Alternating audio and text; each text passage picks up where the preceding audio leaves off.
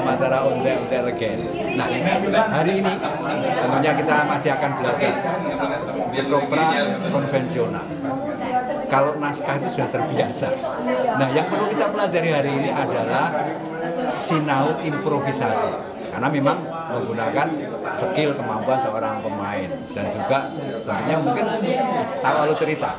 Nah, untuk itu mari kita minta ilmunya kepada pakar kita di Yogyakarta. Ada Pak Widayat. Yuk kita ketemu di sana yuk. Assalamualaikum warahmatullahi wabarakatuh. Salam sejahtera untuk kita semua. Om Swastiastu, Namo Buddhaya, salam kebajikan, Rahayu. Bapak Ibu yang kami hormati, untuk mengawali acara hari ini marilah kita panjatkan puji syukur kepada Yang Maha Kuasa. Kesempatan yang berbahagia ini, sore hari ini kita dapat bertemu kembali dalam acara Oncek-Oncek Legen. Untuk mengawali acara malah kita bersama-sama untuk kita sebagai orang budaya. Salam budaya, lestari budayaku. Terima kasih kepada Bapak Ibu yang hadir pada kesempatan hari ini. Saya yakin yang hadir hari ini tidak hanya pemain ketoprak, ada yang berlatar belakang sebagai MC, ada juga yang perias, ada juga yang seorang sutradara. Apa nih Mas? Konco-konco syuting manten. Dan tentunya hari ini kesempatan ini kita bisa bertatap muka bersilaturahmi karena memang materi hari ini bagus sekali, tidak hanya untuk ketoprak. Karena materi hari ini memang dibutuhkan skill yang bagi penjenengan, baik itu seorang MC, baik itu seorang ketoprak, punya apa ya, imajinasi untuk mengolah sebuah acara atau sebuah percakapan atau sebuah adegan itu menjadi menarik. Nah, tentunya hari ini juga materi yang kita bawakan adalah sinau improvisasi. Kalau sinau improvisasi yang jelas tidak memakai naskah. Ini yang sering kita menjadi momok kita ketika kita menjadi seorang pemain ketoprak. Kalau sudah improvisasi baik, jadi ada kebingungan bagi konco-konco yang terbiasa dengan memakai naskah. Padahal yang terjadi di masyarakat biasanya kalau ketoprak tanggapan atau apa itu jarang sekali memakai naskah. Inilah yang kita butuhkan, karena di situ nanti kita juga akan bisa menilai atau melihat sebatas mana orang itu bisa improvisasi menguasai semua materi yang ada. Nah, tentunya siang hari ini tentunya sudah tidak asing lagi hadir di tengah-tengah kita ada Bapak Widayat. Sugeng sonten Pak Dayat. Jadi Pak Dayat ini seorang, tidak perlu saya matur, seorang tokoh ketoprak dari Yogyakarta. Dan saat ini Pak Dayat ini sudah usia 83 tahun. 83 tahun masih eksis dalam bidang ketoprak. Kita doakan mudah-mudahan panjang umur Pak. Amin. Dan tentunya hari ini minta belajar kepada Bapak yang hadir ini, nyuwun pangandikanipun menjadi seorang aktor ketoprak atau apa saja supaya baik atau bisa secara improvisasi menguasai materi. Itu kuncinya apa Pak? Ngelmune niku napa? Terus tentunipun dipun suwun pangandikanipun untuk kaula muda atau generasi muda yang ada di Yogyakarta. Untuk itu monggo Pak Dayat, waktu kami silakan secukupnya untuk memberikan edukasi kepada teman-teman kita yang ada di Yogyakarta, khususnya seniman-seniwati yang ada di Yogyakarta. Monggo Pak Dayat. Hari ini saya oleh panitia pengurus diberi tugas untuk menyampaikan belajar improvisasi. Saya sendiri bingung, arep mulangi piye? Karena sudah berkali-kali setiap saya bertemu dengan siapa saja, baik pemain ketoprak, pemerhati ketoprak, bahkan mahasiswa yang senang kepada ketoprak, saya tegaskan bahwasanya belajar ketoprak itu tidak ada universitasnya, tidak ada pamulangan luhurnya. Berbeda dengan seni tari, wayang kulit, dan teater modern. Maka sudah berkali-kali pula saya sampaikan, setiap yang dianggap tokoh ketoprak, cara menyampaikan pembelajaran materi ketoprak hanya berdasarkan kepada pengalaman yang mereka peroleh. Karena tokoh ketoprak itu sudah menjadi pemain ketoprak yang profesional, banyak bergaul dengan grup-grup yang lain sampai di luar Jogja, sampai di Jakarta, ada yang dari panggung ke panggung, mempunyai satu pengalaman. Hanya berbekal pengalaman itulah sebagai ancer-ancer untuk menyampaikan kepada generasi yang ingin belajar masalah ketoprak, termasuk belajar improvisasi. Saya membuat panduan ini hanya supaya melengkapi formalitas saja. Jadi saya sudah terbiasa apapun yang saya sampaikan pasti secara kerangka saya tulis untuk dokumentasi. Jadi untuk ancer-ancer kurang lebih ini yang akan saya bicarakan supaya tidak melangkah jauh daripada apa yang telah ditetapkan bersama. Teman-teman sekalian, saudara-saudara sekalian, belajar improvisasi menurut yang saya tulis itu merupakan pengalaman saya saja, di mana hampir seluruh hidup saya itu saya curahkan di dalam ketoprak. Jadi saya bermain ketoprak itu sejak saya masih umur belasan tahun sampai sekarang saya sudah umur 83 tahun. Jadi saya dulu ketemu dengan senior saya, dengan adik saya, kakak saya. Sekarang saya ketemu dengan cucu-cucu saya yang paling tidak itu memperhatikan masalah perkembangan ketoprak.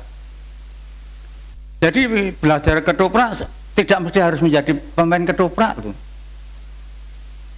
Sekarang ini sudah dibedakan, ada yang tugasnya menjadi pemerhati ketoprak, ada yang menjadi praktisi. Kecuali kalau yang menjadi praktisi itu memang mati hidupnya di permainan ketoprak itu. Seperti saya itu praktisi, saya bukan pengamat, saya bukan pemikir, hanya belajar menjadi pemikir dan belajar menjadi pengamat. Tapi background saya praktisi, aku memang tukang main. Karena sudah bertahun-tahun menjadi tukang main, maka saya lantas mampu untuk berimprovisasi. Jadi saya sampaikan memang pada awal mulanya, sejak lahirnya, ketoprak itu kan predikatnya adalah seni tradisional, seni tradisi yang dilakukan secara improvisasi. Karena apa? Karena sejak lahirnya ketoprak itu cerita yang diangkat di atas pentas itu sangat sederhana sekali, hanya menggambarkan kehidupan masyarakat desa. Wong ning sawah, wong bakul sapi diapusi, seperti Pak Basio dadi blantik kecelik itu, ya ta? Arep ngerabike anake, gitu, ditampik, ya, seneng karo wong wedok, wong lanang, ora kelakon, semuanya masyarakat pedesaan. Karena yang menjadi adalah seorang desa, lakonnya adalah orang desa, jadi tidak ada kesulitan secara improvisasi. Tetapi lama-kelamaan, karena ketoprak itu sangat menarik sekali sehingga para bangsawan itu tertarik. Terpaksa saya kaitkan dengan sejarah perkembangan ketoprak. Cerita yang diangkat itu tidak hanya cerita masyarakat pedesaan, tapi sudah menyangkut kepada kehidupan para bangsawan, kehidupan para piyayi, ya, Bahkan lebih daripada itu kehidupan para dewa-dewa di kayangan ceritanya itu. Karena ceritanya itu tidak hanya babat, tidak hanya sejarah, tidak hanya legenda, tapi juga novel-novel hasil karya sastra sastrawan yang sangat terkenal. Nah, kemudian tokoh-tokoh yang digambarkan, yang dimainkan juga meningkat. Tidak hanya menggambarkan sebagai orang desa, tidak menggambarkan sebagai seorang Jogoboyo lurah, tapi menggambarkan seorang raja. Monggo urung tau kepethuk karo ratu. Nek dadi lurah ora tau kepethuk karo dukuh, tau kepethuk dadi bisa menggambarkan. Tapi bagaimana seorang pemain yang tidak pernah melihat ratu kok kudu dadi ratu? Nah, maka ada pembelajaran. Pembelajarannya ada dua cara yang saya lakukan secara alami. Secara alami itu mengikuti pentas yang terus-menerus. Karena saya kedanan ketoprak, pada waktu itu angger ana pentas ketoprak aku mesti ndelok ngantuk jeram mlebu sekolah. Jadi karena saya ingin menjadi penggemar, saya melihat ya, bagaimana seorang pelaku menerima keterangan alur lakon dari seorang sutradara, dan sutradara yang bertugas itu pun disampaikan secara improvisasi. Belum ada tulisan treatment, apalagi kok naskah full text. Jadi pemainnya juga improvisasi, dalangnya juga improvisasi. Bahkan sampai sekarang itu sering saya masih medui angger ditanggap jadi bintang tamu yang perkumpulan kampung itu sing dadi dalang tokoh kono. Iku ampuh banget kaya dalang wayang kulit dhek kuwi. Jadi orang nganggo treatment, orang nganggo mangke Pak Dayat adegan nomor setunggal wonten Keraton Mataram, unji. Mangke wosipun ngaten sampai sekarang saya masih metu itu. Di daerah Bantul sana metu. Di daerah Magelang Pereng Gunung sana itu angger nganggo pecis kok nganggo dasi, aku mesti dadi dalang kuwi engko. Secara improvisasi.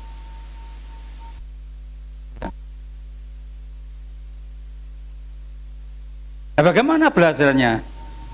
Belajarnya mulai pertama adalah menirukan ucapan daripada dalang itu.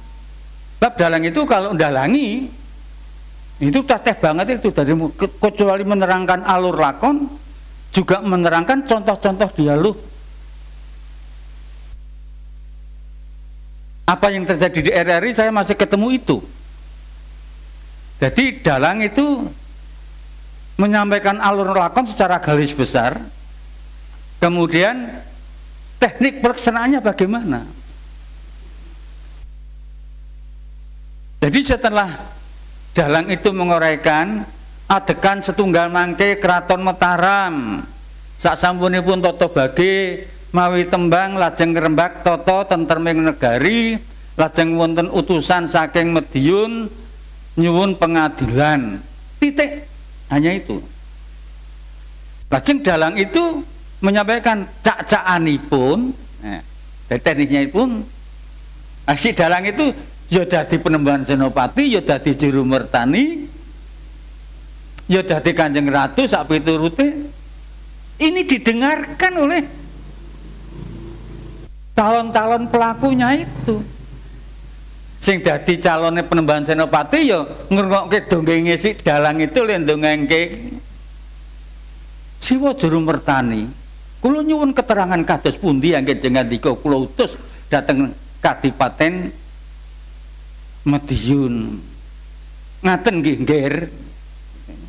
Iki sing dadi Juru Mertani karo sing dadi Penembahan Senopati kudu ngrungokke nek perlu nyatet. Nulis bagi yang tekun nyatet, terutama pemain pemula. Pada waktu saya menjadi magangan anyar ning RRI Yogyakarta itu gobios anggere Pak Siswaya wis ndongengke ngantek pites wis nyatet. Bab mangke dalan ku wis ndongengke, tekan cacane niku njendelik. Serasa takon meneh. Saya berkali-kali tahun dongeng. Tahu telat nih teko latihan. Bahasa Arab siaran ki teko ki dalange ndelik. Karena tadi sudah merasakan.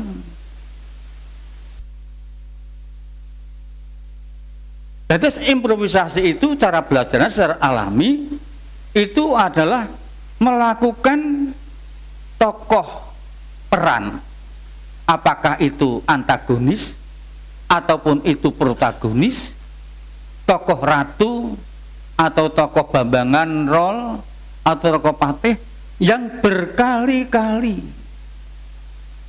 dilakukan. Contoh yang paling gampang adalah anak panggung.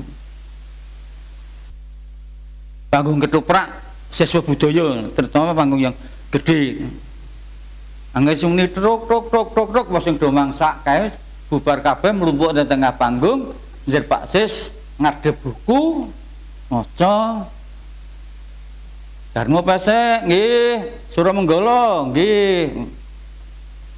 Ngadinem nggih, Prameswari 6 nggih. Nggih komplit ndongeng. Di Darmo Pesek ini tadi menjadi warok Suramenggala. Diwosi, dirungokke. Pak Siswa ndongeng nganggo ngono. Ya ento ora ndelomo aneh. Engko Darmo Pesek ya kudu muni ngono kuwi. Jadi menirukan kepada contoh yang disampaikan oleh Sik Dalang berkali-kali terus-menerus. Mongko nek panggon ketoprak engko nek lakon warok Suramenggala sing dadi ya Darmo Pesek kuwi. Ning Klaten, engko ning Yogya lakon warok Suramenggala sing dadi kuwi ora kono ganti. Di panggung itu dapukane ajek, tidak bisa. Mula ning panggung ku njero ana rebutan rol. Angger diganti ya kan didalange tukokke rokok kayak ketara. Karena dengan memerankan satu tokoh yang berkali-kali, berulang-ulang, berbulan-bulan dan bertahun-tahun, lantas memori tokoh itu akan tercetak di sini.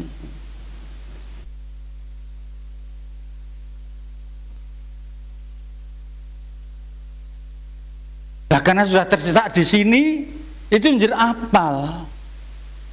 Kemarin saya sudah ndongeng sama Mas Pri, mohon maaf, contoh yang paling gampang, kalau Anda maca Al-Fatihah, itu kita seorang nganggo mikir. Karena membaca Al-Fatihah sudah setiap hari dan dihayati dan demikian juga pocapan-pocapan atau dialog-dialog tokoh yang diangkat di atas pentas itu, kalau sudah berkali-kali dilakukan secara terus-menerus, akan menimbulkan satu memori di sini. Mas Yunanto padane tokoh dadekke Sunan Kecet pentas sekali, 2 kali, 3 kali, 10 kali, bahkan berpuluh-puluh kali. Engko nek didhawuh kencet wis ora mikir meneh. Dari situ belajar improvisasi itu. Tidak ada metode yang lain. Di dalam seni, saya tidak tahu dalam teater modern semester berapa diberikan pelajaran. Saya belum ketemu. Di waktu saya memberikan pelajaran di CIC Surakarta pada mereka semester 6, itu dramaturginya juga tidak menyangkut masalah improvisasi. Jadi improvisasi ini saya ngomong ketoprak. Mulai dulu aktor-aktor film yang kondang itu pada waktu seneng main ketoprak itu meguru karo ketoprak. Piye to Mas kok kowe dadi iso mongko ngono kuwi? Sebab aktor film ki tanpa ini bisu. Enggak bisa. Yang ada ketoprak.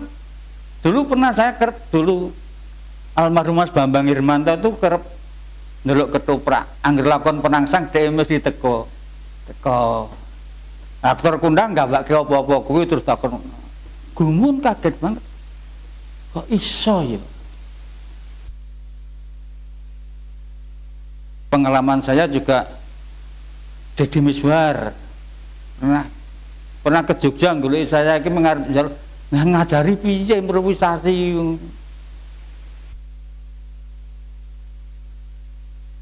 Karena itu berkali-kali pemain putih yang ngono. Mbak Oki iki dapane cipta rasa gitu. Mengko main ning sosietas ya cipta rasa meneh, ditanggap anu ning kono ya cipta rasa meneh. Nah itu cipta rasa berkali-kali cipta rasa, akhirnya memori cipta rasa yang secara umum itu sudah digariskan oleh sutradara akan tercetak di sini. Mulane wis ketemu dadine wong improvisasi kita peranggung. Engko kowe cipta rasa ya nduk, nggih Pak adegan pundi? Taman, ngangge keblak mboten? Ora. Oh nggih, karena sudah berkali-kali dilakukan. Nah bagi pemula ini karena saiki nek arep improvisasi kok pentas yo arang-arang, dadi pemain yo ora tahu. Ayo bakal dadi iso improvisasi. Ini lho. Jadi secara alami begitu yang saya lakukan.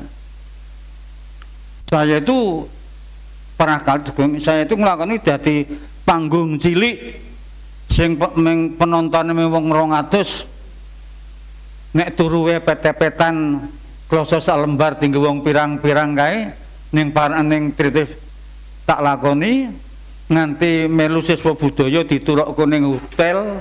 Wong nek arep ketemu ndadak daftarke, pernah saya lakukan itu. Jadi improvisasi, menirukan.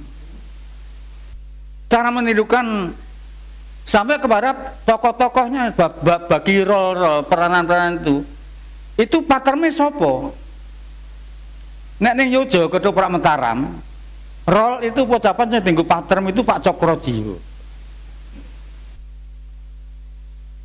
Mungkin ini belum mengenal Pak Cokrojiwo, tapi bagi bapak saya terutama mengenal Pak Patrem belak-belakan. Saya dulu juga meguru Pak Cokrojiwo sampai saya itu sowan ning daleme sana itu Nagan Kidul kita cedak SD Keputaran itu. Padahal rumah saya di sini tahun 62 ngepit lha iso ketemu Pak Cokrojiwo iki ming nek jam 5 ke atas saya kesana ngepit itu sampai jengkokku, lagune, pocapane saya niru Cokrojiwo. Mulanya aku mbiyen untuk mendapat predikat Cokrojiwo kedua. Ngono to pamane itu Cokrojiwo. Wis tak timbali wiwit mau kok dadi kowe ora ngrungokke. Bajingan ya kowe. Lho wong muni bajingan wis banget iki Pak Cokrojiwo. Itu ditiru, niru. Oh dadi nek dadi lalus nek ketoprak Mataram, paterme Cokrojiwo nyetir. Tapi setelah lama kelamaan dadi damar wulan ki nek Cokrojiwo ngono kuwi, entek-entene karena sudah ada memori diri lantas menimbulkan satu jati diri. Membentuk satu jatinya sendiri. Ojo tiru-tiru kowe, ojo ming ketunggul tiru-tiru kowe. Sebab bobote wong tiru-tiru ku ora bakal menang karo sing ditiru. Duplikat. Ono Mas pemain sing dadi pemain duplikat. Angkatan tua siapa ya? Siapa yang tepung dengan Pak Surono? Pak Surono Kuweni. Itu saking kedanan Cokro, aku ki yo kedanan Cokrojiwo. Ning kono ku yo kedanan Cokrojiwo. Ki tekan nyandang nganggo kaya Pak Cokrojiwo. Pak Surono kuwi. Gitu. Le nyandang nganggo klambi kokok, sepedane sepeda simplek wedok nganggo kae, nganggo kuwi. Pak Cokrojiwo poso Senin Kemis, Surono yo melu poso Senin Kemis ngene. Dadi apa-apa dadi plek dadi Dadi Cokrojiya. Lan tentane ya tetep kalah, tetep apik Cokrojiya wong kowe ming tiru-tiru. Saya gambarkan berkali-kali kalau kita pada waktu sekolah SD zaman saya, pada waktu kita menulis, ada pelajaran nulis kandel alus zaman dulu, itu kan tangannya dituntun oleh guru nih, meniru. Aksara Jawa juga begitu, meniru. Jadi orang belajar itu pertama secara alami meniru. Ning mengko nek wis dadi menunjukkan jiwanya itu tulisan nganti wong kuwi didelok tulisane wis oh iki tulis kae iki. Tapi mulai pertama kan meniru. Demikian juga belajar improvisasi, meniru sih Mas. Berkali meniru. Gitu. Setelah meniru kemudian adalah ngerasake. Jadi wis niru, wis ngerti, ngerasake. Harus dipraktekke. Itu berkali-kali. Jadi secara alami belajar ketoprak itu adalah meniru daripada uraian atau keterangan dalang yang bertugas. Bagi yang tertib mesti mencatat. Untuk menyerap suatu dialog atau untuk wacana, walaupun sudah ada naskah, itu akan lebih cepat kalau naskah itu diketik kembali atau ditulis kembali. Seperti saya, sampai sekarang itu saya dapat naskah, kemudian saya ketik ulang. Karena itu untuk masukkan dalam satu emur, pengertian ketik ulang. Itu luwih cepat nih menghayati karena gitu Mas. Dadi ratu piye dadi. Jadi meniru sing dadi nek di luar Jogja ya ana sing niru Siswondo. Ana sing niru Agil. Gitu. Siswondo ki anggere omongane grenang-greneng kae mergo pathokane adalah Permati to. Yen to kuwi tresno marang aku genduk. Tambah nono larane atiku. Kakang aku ora bisa. Sesuatu ngono engko narjam ya kudu muni ngono kuwi. Itu belajar berkali-kali. Ana sing tiru Yusuf Agil. Kalimat-kalimat Yusuf Agil sekarang itu ana tantangan perang. Ana kalimat kowe mundur apa pilih tak undurake, kalimat Agil kuwi. Gitu. Perang Senopati. Damjak kowe mundur apa tak undurake. Kalau perang lajang muni ya ming kuwi wae terus menerus nang kepethuk kowe mundur apa tak undurake. Anggap perang kowe mundur apa tak undur. Sesuai kan apal. Jadi kesimpulan saya secara alamiah belajar improvisasi itu adalah berkali-kali melakukan peran yang sama, mengulang-ulang satu karakter yang sama, sikap yang sama, perilaku yang sama, terus menerus. Tuladane ketoprak panggung, ketoprak panggung dino ini pertama. Cara yang kedua adalah sudah agak baru ini,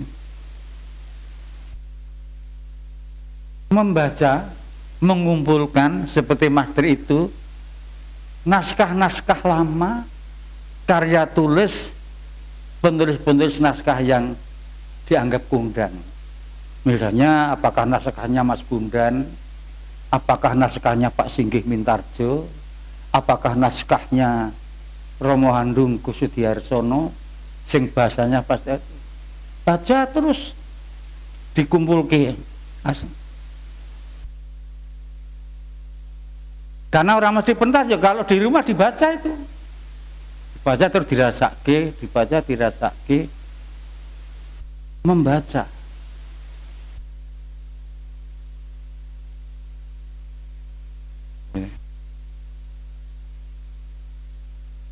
Nah, saya ini lucu kok. Aja mereka kan nglumpukke naskah lawas, dikek naskah we nek maca ming nek arep latihan kok. Maka akhirnya sangat tergantung cepat lambatnya belajar improvisasi, sangat tergantung daripada kemauan si pemain itu sendiri. Gitu. Nek arang-arang di pentas seperti PSKMJ tahun ini hanya mau pentas berapa kali.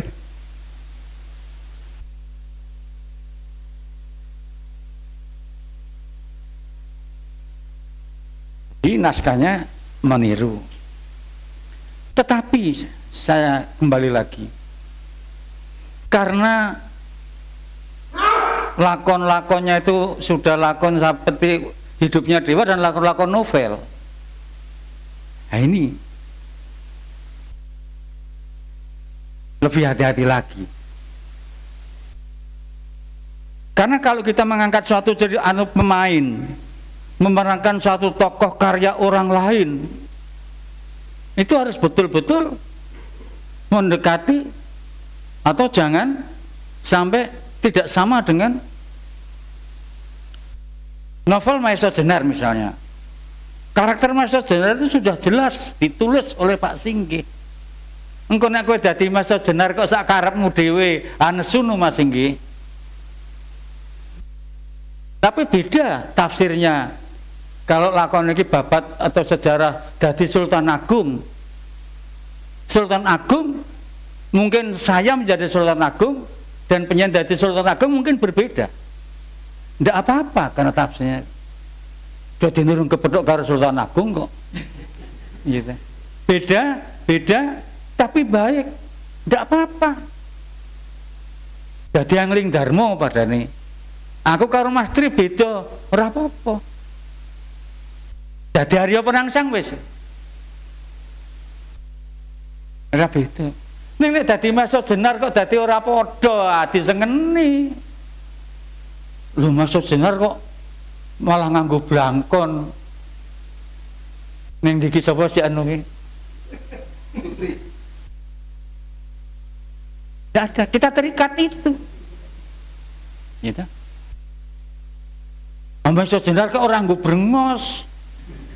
Terus sampai di situ. Dengan Maesa Jenar kok orang nganggo sumping kembang melati. Jadi seorang pemain terikat sekali dengan ciri-ciri atau warna atau karakter kepada novel itu.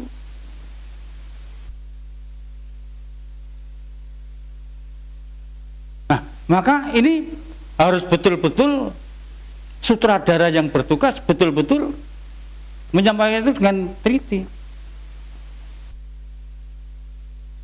Gitu. Dene dadi Maesa Jenar sandangane kudu ijo gadung. Sing dineke ijo gadung iki piye diperdebatkan itu.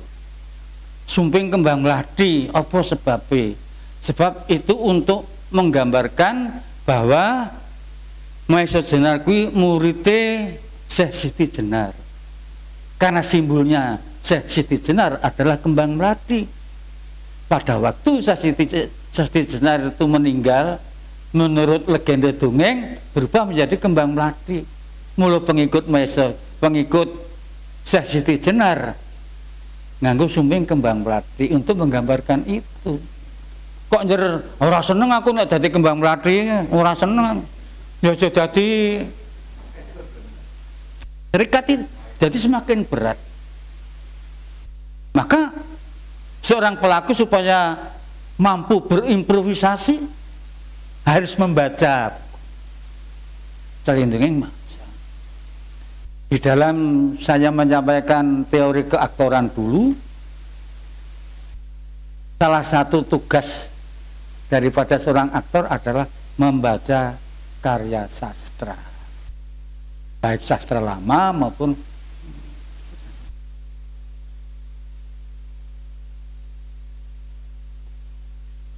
walaupun kerep moco.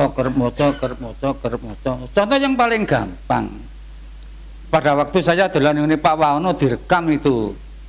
Jadi dadak damel adegan anu Mas, adegan Mangkurat Agung Padahal Mangkurat Agung itu sudah berapa puluh tahun yang lalu naskah.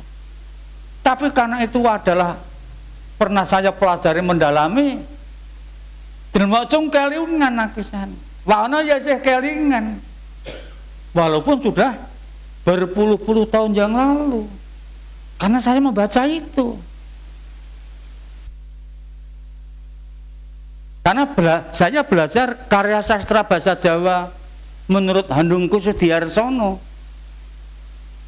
Jadi nek Mangkurat Agung karo Pangeran Pekik kuwi kudu kurang memadya. Sampeyan ampun mulang kula man. Pinter sampeyan apa kalih kula? Tembung sampeyan inilah kromo yang kemarin diberikan pelajaran oleh Pak Wahono itu. Tapi sudah bertahun-tahun yang lalu. Sampai sekarang naskah itu masih saya simpen. Ya tak nggopo. Nah wong umurku sudah 83 tahun, tapi tetap saya pelajari. Engko nek ana wong takon, nah tadi saja.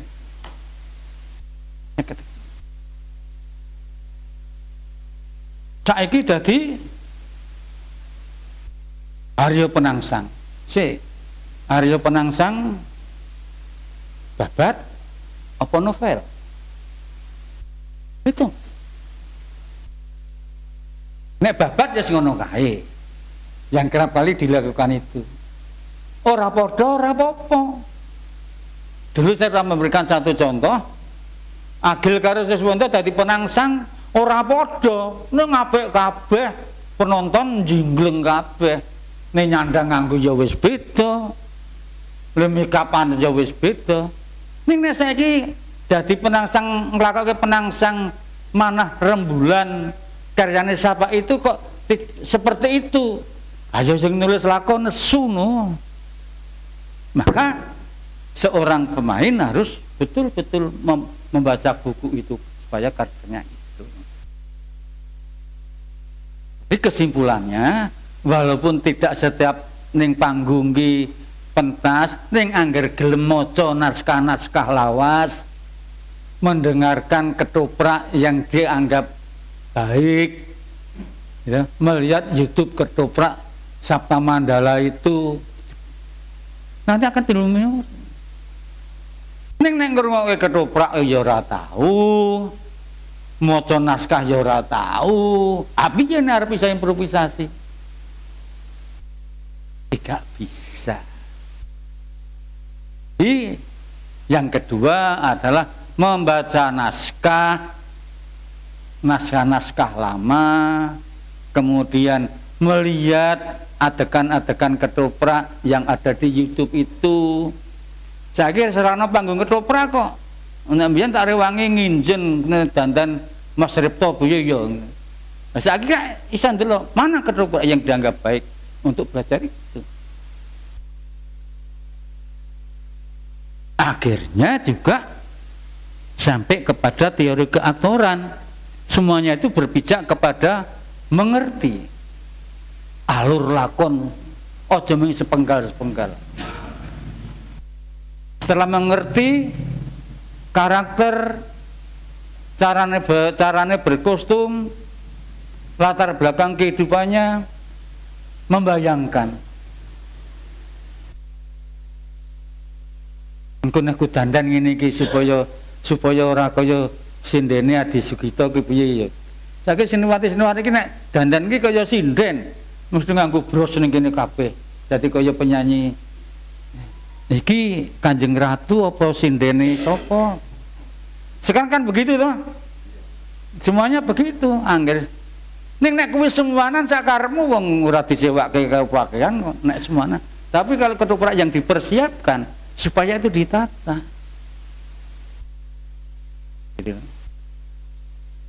Jadi membayangkan, menghayati, baru melakukan. Ini pengantar saya, maka akhirnya harus dipraktekkan itu. Harus dipraktekkan. Tadi saya sudah memberikan treatment kepada Mas Tri. Beberapa penggal ini saya membuat satu lakon bedah pajang. Bedah pajang itu adalah jatuhnya Pangeran Pangiri yang diserang oleh Sutawijaya bekerja sama dengan Pangeran Benowo, yang akhirnya Pangeran Haryo Pangiri dapat dilengsirkan, akhirnya bedah Pajang. Kalau dalam ceritanya endingnya Pajang dibedah, Pangeran Haryo Pangiri yang bergelar Prabu Ngawantipuro itu dikembalikan menjadi Adipati Demak, kemudian Pangeran Benowo dijumenengke ratu di Pajang, Raden Sutawijaya kemudian menjadi raja di Mataram dengan gelar Penembahan Senopati. Mengapa memakai gelar Penembahan Senopati? Supaya tidak menyamai gelar Sultan Hadiwijaya sebagai orang tuanya. Jadi tidak saking toto keramane leweti karo Kanjeng Sultan Hadiwijaya, senajan ki jejering ratu ning ngagep sesebatan Penembahan.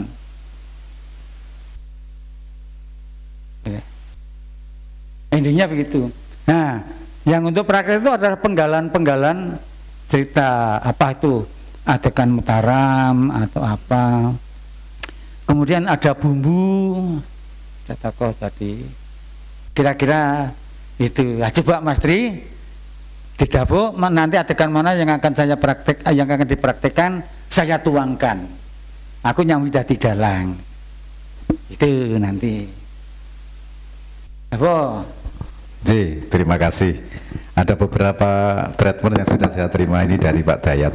Ada adegan Lurah Jimbung, ini nanti ada Roro Lungit, ada Sawung Temunggul. Juga di adegan Gadri Mataram itu ada Ngawantipuro, wonten Arksopati, Gluduk Condropati. Adegan yang ketiga ada Sutawijaya dengan Juru Mertani. Nah, ini nanti tidak harus dari kita yang mau praktek, boleh dari Bapak Ibu yang hadir, monggo. Ya,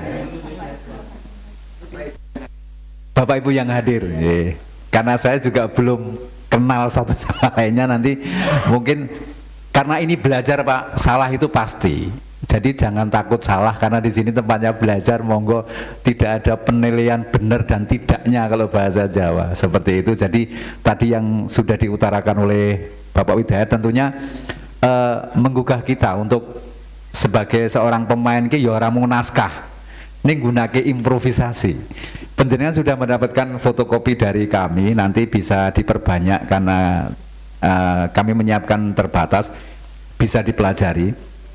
Nah, untuk berikutnya ini nanti kita akan kita coba dulu untuk adegan yang Gadri Kadipaten Mataram. Menika mangke wonten Raden Sutawijaya lajeng Juru Mertani. Wonten kalih rumiyin. Nggih, Pak nggih. Iya, sampai pengalasan. Iya, sampai kapan itu nanti. Iya.